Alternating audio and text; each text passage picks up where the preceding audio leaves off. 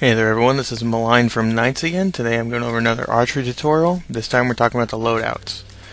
So here we are in War of the Roses, so let's open up the profile editor and take a look around. There's really a couple different build outs we can go through here. I'll look at the preloaded archer classes, the crossbowman and the archer. I'll show you my two classes here, go over them real quick, and then I'll break it down by the different weapon types, between the different bows, crossbow loading mechanisms, and also I'll tell you the different types between all the tips, what they do, and what they're going to be useful for. So there's going to be a good amount to cover here, so let's get into it pretty quick. So let's start out here with the crossbowman, the default class. It has the steel span crossbow, standard loading mechanism, as well as a standard bolt tip. For the perks it has nimble-minded, as well as Forest Warden, and I'll go into perks and what they do a little bit later, break that down. For the longbowman, you see it is using the longbow and the standard tip on that one as well. For the perks, we have longbowman and strong arm. I went over my Archery class in the last video, and we'll take another look at it in a minute, so let's go through this pretty quickly. And then we have my crowd shooter. It's got the hunting bow, armor piercing, and then from there it also has the longbowman and sleight of hand. So we have two archetypes for the archery here. Counter archer you saw in my last video, and crowd shooter. The crowd shooter is one who's looking on dealing damage to all types of armor types, usually firing a lot faster. So let's take a look at the different bows this game has. Starting off with the war bow.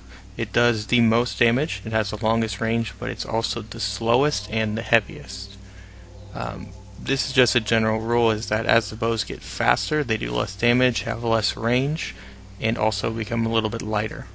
So as we move on to the longbow here, you'll see it does a little bit less damage, but it's faster, shorter range, and lighter.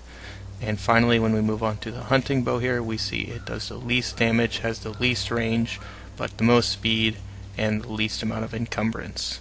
So let's take a look at the tips. We have the standard tip. It has average stats and can sometimes punch through plate armor.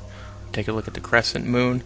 It has the most damage buff here, but it won't punch through anything except for leather or cloth, and it also does reduce the amount of ammunition we get.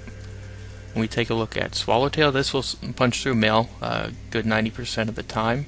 It also gives you a pretty good bonus to damage, and it does bleed quite often.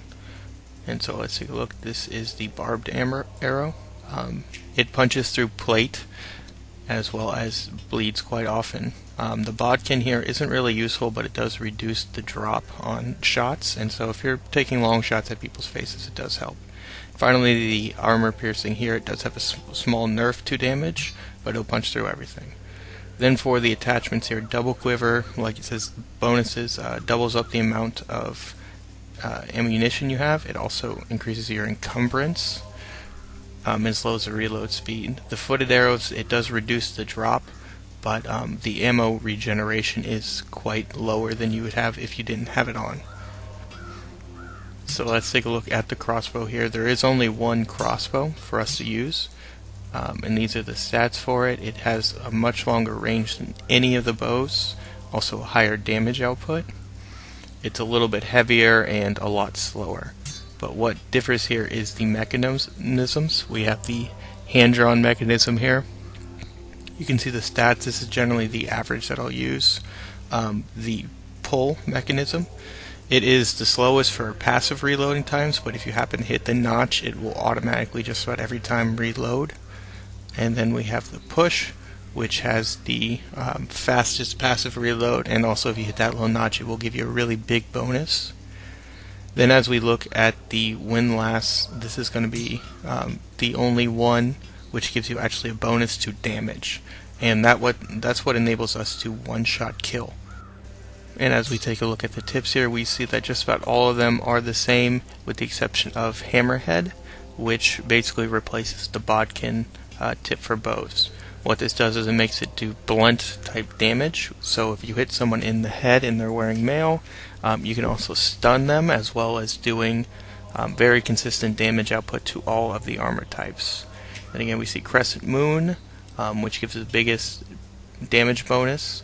The swallowtail tips, which you saw me use in the last video. Then again, we have barbed and armor piercing. These are all the same. The hammerhead's the only one that changes. And again, we see double quiver, and the one that changes here is safety. This lets you keep a bolt stored in the crossbow at all times. So you reload and you can switch to your sidearm and then immediately pull out your crossbow again and take a shot. So let's take a look at the perks that we have available for archery. And as you see, I have marksman training, eagle eye check. Let's uncheck them and also purchase the rest of these here. First of all, we have longbowman. This allows you to draw your bow faster. It does not apply to crossbows. Nimble-minded makes it easier to hit the active notch, but it does not make it go any faster. So as such, it's not very useful. Forest warden lets us have normal movement speed when we have our bow up. Sleight of hand increases the reloading time, so that's quite useful if you're in the crowd shooting archetype. Marksman training, I went over, it reduces the drop. It's very useful for long shots. Steady aim allows you to keep the bow drawn faster. Eagle eye, I went over in the last video, enables zoom. And strong arm allows you to keep the bow drawn at full strength for longer. Some other perks that do affect archery here are the watchman perk, especially keen eyes. That lets you see enemy name tags from all the way across the map. Another one is under surgeon, second opinion. This allows you to see if the enemy is bleeding, and that's good for knowing when they're about to stop and bandage themselves, which gives you a nice easy shot. So other than that, the only other thing that's going to affect you is going to be your armor type. The more encumbrance you have, the slower it's going to allow you to fire and reload your crossbow, as well as the longer it takes for you to get a bow out of your quiver if you're using a bow. So keep that in mind. I like to run in either light or medium armor depending on the class type. I went over in long shotting. You got a pretty good look at the first archetype, the one-shot killer. For the crowd shooting type here, I generally like to go in medium armor because I'm going to be standing much closer to them than I am with my one-shot killer. And so that way, if they do come closer to me, I can pull out my weapon and have some protection. So this has been Maligned with another archery tutorial going over basic loadouts. I went over all the tips, what they did. I went over all the bows and mechanisms as well as the perks. So hopefully this will give you some information for building your archer class.